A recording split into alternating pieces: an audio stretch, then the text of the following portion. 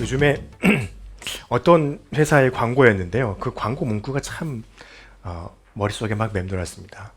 흔들림 없는 편안함. 이렇게 광고했던 침대가 있죠. 그걸 보면서 정말 안 흔들릴까? 커브가 있는데 뭐 이런 생각을 하긴 했었는데요. 흔들리지 않는다는 게 굉장히 중요하고 사람들을 편안하게 만드는 것 같습니다. 그래서 뭐 침대뿐만 아니라 우리가 잘 이용하고 있는 자동차들도 옛날에 비하면 지금의 차들은 그런 말을 하더라고요. 예전에 어떤 정비사분께서 옛날 차는 지금 차에 비하면 차가 아닙니다. 이렇게 말하더라고요. 그래서 왜요? 그랬더니 너무 많이 차이가 나서 옛날 차랑 지금 차는 같은 차원으로 볼 수 없다. 이렇게 말을 한 게 또 한 번 기억이 났습니다. 그래서 중요한 건 뭡니까? 그랬더니 다른 건 다 떠나서라도 흔들림이 다르다는 거예요.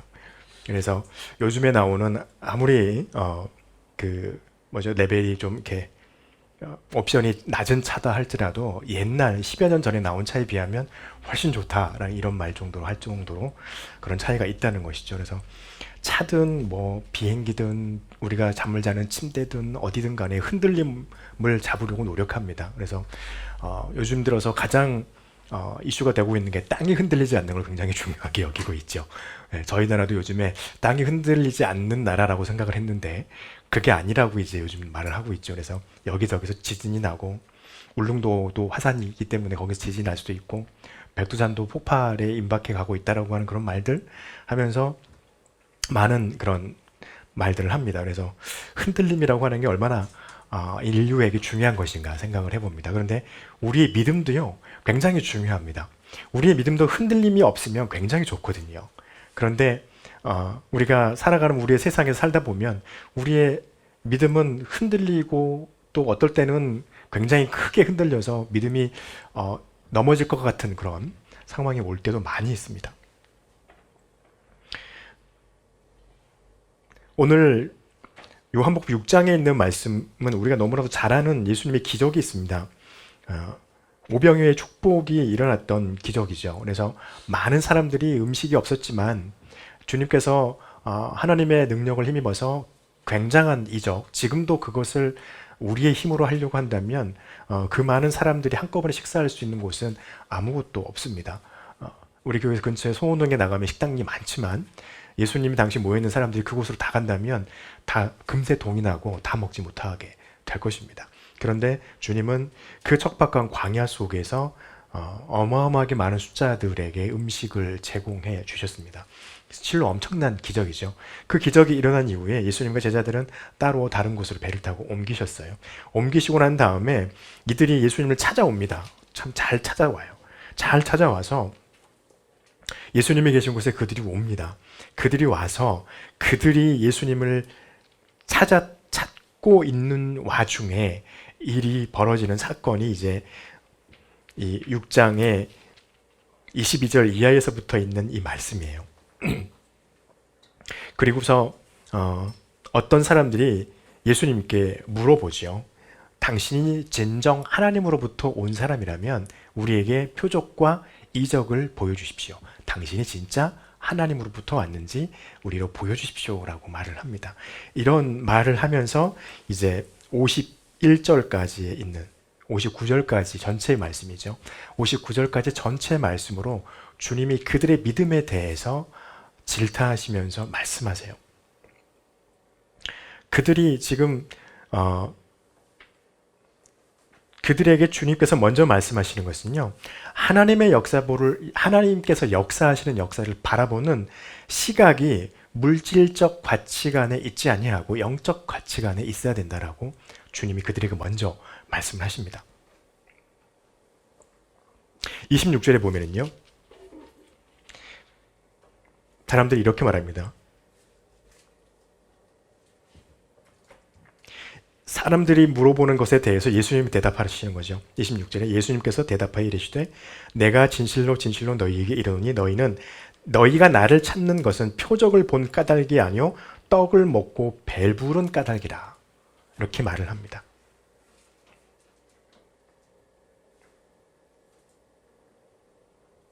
25절에 보니까 이렇게 말하군요. 그들이요. 바다 건너편에서 만나 랍비여 언제 여기까지 오셨나이까? 라고 하면서 예수님을 그들이 급히 찾았던 것은 확실해 보입니다. 그런데 그들의 시각은요. 예수님에게 들키고 말았던 거예요. 어떤 거냐면 예수님을 찾아온 이유는 그들이 예수님께 있으면 배고르지 않아도 됐었기 때문입니다.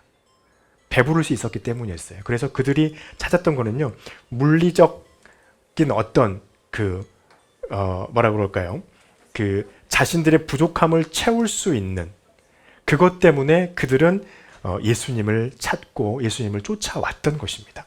그래서 그것을 예수님께서 지적해요. 내가 너희에게 표적을 보였다는 거예요. 여러분, 사람들이 지난 어젯밤이죠. 어제 낮에 그들이 보았던 것은요. 그들이 예수님께 갔을 때 자기들이 먹을 것을 가져오지 않았는데도 불구하고 아이가 가져온 보리떡 5개와 물고기 2마리로 무려 3만 명이 넘는 사람들이 그 조그마한 떡덩이와 조그마한 물고기 2마리를 가지고 다 먹고도 12광주리는 남는 어마어마한 큰 축복을 그들이 경험을 했어요. 그런데 이것을 보고 그들은요. 하나님께서 예수님이 하나님께로부터 보냄을 받은 자라고 하는 것을 보지 못했다는 것입니다. 다만 그것이 중요했던 것이 아니라 그들에게는요. 예수님한테 가면 우리가 배부르게 먹을 수 있다라고 하는 것이 더 중요했던 거예요. 그래서 그들은 예수님은 찾았습니다. 요즘에 우리들의 삶 속에서도 현대의 신앙인들의 그런 주님을 찾는 목적 중에도 이런 부분이 굉장히 많이 있다라고 하는 것을 우리는 무시할 수가 없습니다. 그런데 주님은 그들에게 말씀하시는 것이죠. 27절에 보니까 썩을 양식을 위해서 일하지 말고 이렇게 말씀하시죠. 영생하도록 있는 양식을 위하여 하라라고 말씀을 하십니다. 만약에요, 이런 물리적이고 물질적인 세상에 대한 그런 가치관을 가지고 하나님의 역사를 우리가 바라보게 된다면요, 하나님의 역사가 굉장히 왜곡되어지게 되어집니다. 하나님은 반드시 물질적인 부분에서 반드시 역사하셔야만 하기 때문에 그렇습니다. 다시 말하면 하나님의 역사, 하나님께서 세상을 이끌고 우리의 삶을 이끌어가는 모든 것들이 우리의 육신의 삶 안으로 완벽하게 제한되어 버리는 것이에요. 그러면 하나님의 역사는 왜곡되어집니다. 하나님의 역사는 물리적 차원뿐만 아니라 물리적 눈에 보이는 차원을 넘어서서 눈에 보이지 않는 영적 차원에서의 하나님의 역사가 우리에게 다가오고 있다고 하는 그 부분이 완벽하게 제외되어 버리기 때문입니다. 그래서 주님께서 말씀하시는 것이 너희의 생각이 잘못되어져 있다는 거예요. 그 물리적 차원, 물질적 차원에서 벗어나서 영적 차원으로 다가와라. 영적 차원에서 다가오면 너희가 영원히 영원히 너희의 부족함을 채울 수 있는 그 양식을 너희가 얻게 될 것이다라고 하면서 27절에서 주님께서 분명하게 말씀하시면서요. 인자가 너에게 주리니 인자는 하나님 아버지께서 인치신 자니라 라고 하면서 정확하게 말씀을 하세요. 그 하나님으로부터 보낸 자가 바로 나다라고 말씀을 한 번 더 하고 계십니다. 그래서 주님이 지적하는 첫 번째는요, 물리적 가치관으로 하나님의 역사를 보지 말고 영적 가치관으로 하나님의 역사를 보아라 말씀을 하고 계십니다. 그 다음에 두 번째로 주님께서 그들에게 지적하면서 우리에게도 말씀하시는 게 역사를 이루시고 이끌어가는 분이 누구인지를 볼 수 있는 눈을 가지라는 거예요. 이스라엘 백성들이 예수님께 와가지고요, 30절에 보니까 그들이 묻되 그러면 우리가 보고 당신을 믿도록 행하시는 표적이 무엇이니까, 하는 일이 무엇이니까 하면서 31절에요. 기록된 바 하늘에서 그들에게 떡을 주어 먹게 하셨다 함과 같이 우리 조상은 광야에서 만나를 먹었나이다 라고 말을 해요. 여기서 그들이 말하지 않아도 그들에게 통용되는 한 단어가 있습니다. 여기에는 모세라는 말이 빠져 있어요. 이스라엘에게 율법을 풀어가지고 가르치는 것을 미드라쉬라고 하는 그런 책이 그들이 가지고 있었는데 가르침인데요. 이 미드라시에는 뭐라고 되어 있냐면요. 첫 번째 구원자인 모세가 너희에게 와서 광야에서 만나를 주었고 그 다음에 올 구원자가 너희에게 그와 같이 하리라. 이렇게 가르쳐요. 뭐가 되냐면요. 모세가 하나님의 종, 하나님의 심부름꾼이었을 뿐이었던 사람인데 그가 미드라시에서는 그들에게 가르치는 것은 모세는 구원자가 되어 있는 것입니다. 여기서 말하는 31절에 하늘에서 만나를 내렸다. 이것은요. 누가 한 것이 되냐면 모세가 한 것으로 그들은 알고 있는 거예요. 여러분 이것이 너무나도 잘못되어져 있는 시각이었던 것이죠.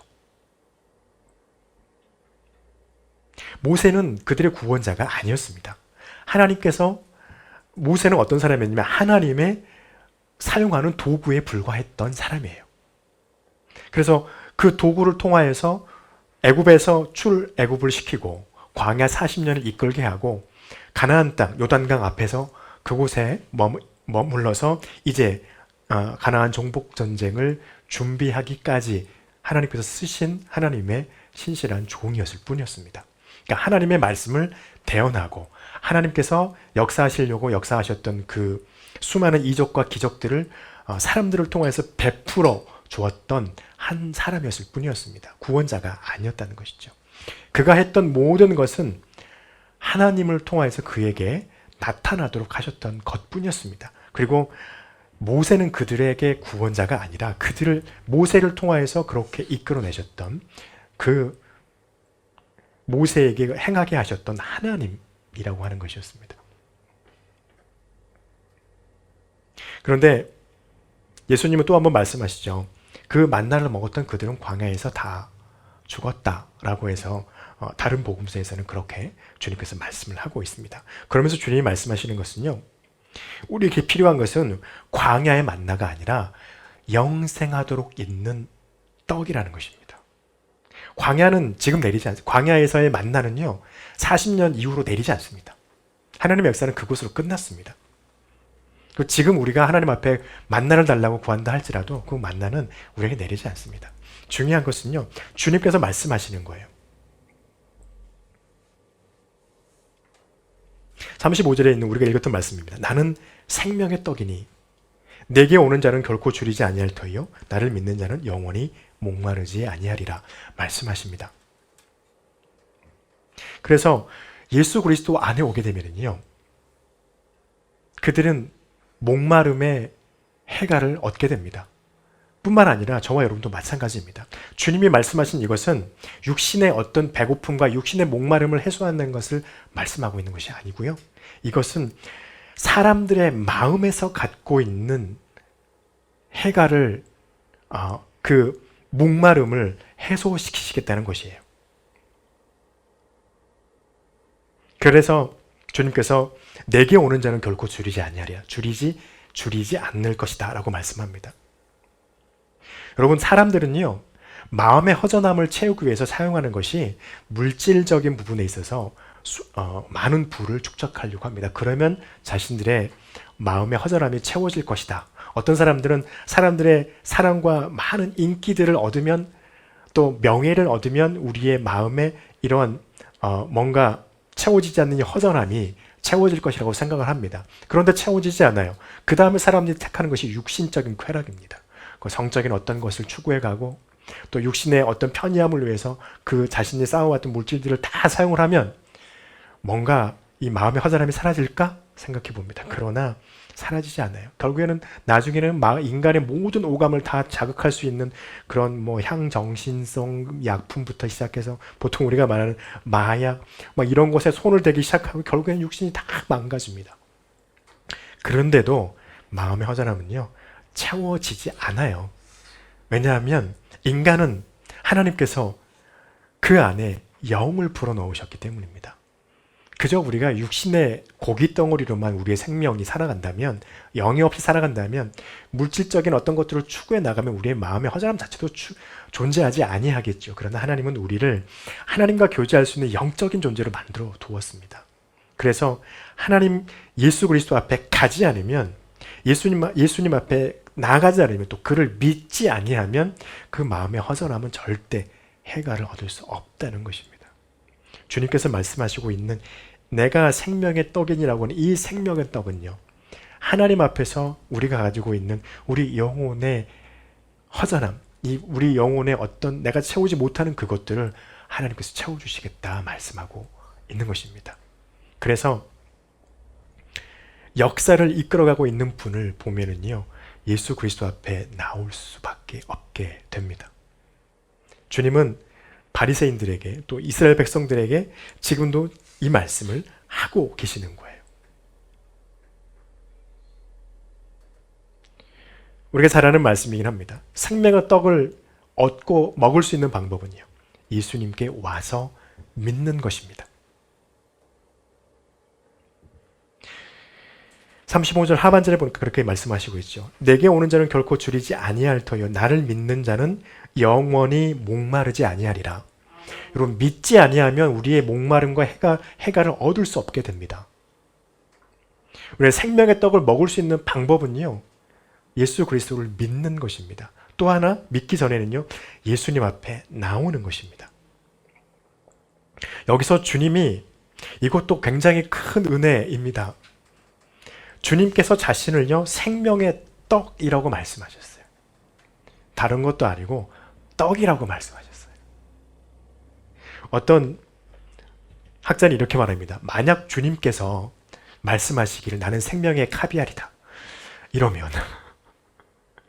나는 생명의 고급 스테이크다, 이러면 그거를 접근할 수 있나요, 우리가? 굉장히 웃음을 자아내는 그런 학자의 해석이었어요. 그런데 그 안에 우리의 큰 은혜가 있다는 것입니다.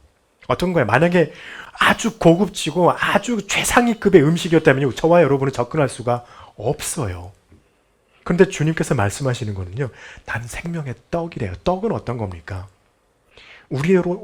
우리나라의 문화로 따지면 쌀과 김치와 같은 거예요. 쌀밥과 김치는요, 잘 사는 사람이나 못 사는 사람이 다 있어요, 집에 가면. 우리나라는. 지금도 중동에 가면요, 지금 하마스에서 가자지구 난리래지만 그 가자지구에서 떡을 얻으려고 얼마나 많이 노력합니까? 그 빵 한 조각 얻으려고요. 그 빵이란 말이에요. 누구나 다 쉽게 먹을 수 있는 빵이에요. 여러분, 이게 굉장한 은혜입니다. 누구나 주님께서 제시하시는 생명의 떡을 얻어먹을 수 있다는 거예요. 고급스러운 게 아니니까. 다만 그러기 위해서 먼저 필요한 것은 무엇입니까? 주님 앞에 나오는 것입니다. 그리고 나오는 자들이 예수 그리스도를 믿는 거예요. 그러면 그 떡을 누구나 다 얻을 수 있다는 것입니다. 여기에는 주님께서 떡이라고 말씀하신 이 말씀에는요, 이 구원이라고 하는 것이 하나님께서 주시는 은혜를 받을 수 있는 그 권리가 어떤 특권의식과 어떤 특권층에만 있는 게 아니라 누구든 그리스도를 믿고 나오는 자면 다 받을 수 있다는 것입니다. 이게 얼마나 큰 은혜인지 모르겠습니다. 그런데 또 한 가지는요, 이것이 하나님의 뜻이라는 것입니다. 그리고 이것이 주님께서 행하셨던 예수 그리스도의 뜻이었다는 것입니다. 고백하는 자에게, 누구든 또 믿는 자에게, 그가 누구이든 어느 종족이든 어느 대륙에 살든 그들의 경제성이 얼만큼이든 잘생기거나 못생기거나 상관없이 믿음을 고백하는 그라면 예수 그리스도를 통하여서 그들이 생명을 얻을 수 있을 것이라는 것입니다. 40절에 말씀하시죠. 내 아버지의 뜻은 아들을 보고 믿는 자마다 영생을 얻는 것이니 마지막 날에 내가 이를 다시 살리리라 하시니라 말씀하십니다.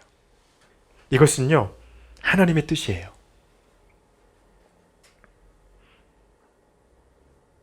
그래서 주님의 그 십자가가, 또 주님의 그 부활이, 그리고 주님께서 승천하시면서 우리에게 말씀하신 것, 너희가 본 것처럼 다시 오시리라.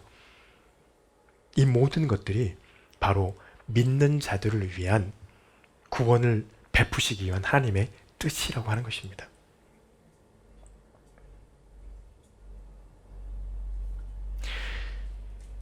(39절에) 또 이렇게 말씀하세요. 나를 보내신 이의 뜻은 내게 주신 자 중에 내가 하나도 잃어버리지 아니하고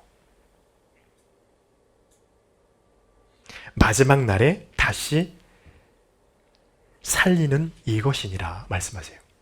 여러분, 이것이 하나님의 뜻입니다.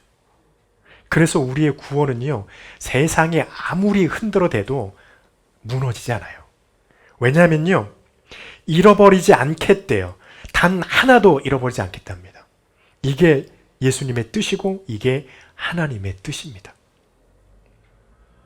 그래서 주님께 와서 주님을 믿는다고 고백하는 그 고백을 한 모든 사람들이 얻는 구원은 절대로 결단코 흔들리지 않는다는 거예요.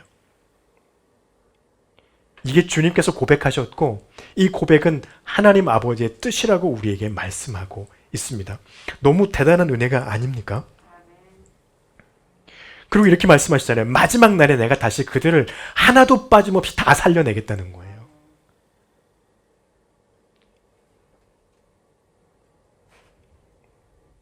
여러분, 세상이 우리의 믿음을 헛것이다, 거짓 것이다, 너희가 말하는 것은 말뿐인 것이다, 현실이 이루어지지 않을 것이다, 우리의 믿음을 흔들고 우리의 마음을 나약하게 만드는 말들이 참 많습니다.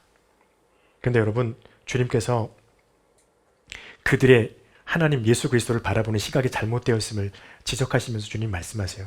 너희가 나를 믿고 나에게 있는 이 생명의 떡을 너희가 먹는다면 너희의 믿음은, 너희의 구원은 세상 앞에서 절대로 흔들리지 않을 것이다. 왜냐하면 하나님이 나에게 주셨기 때문이다.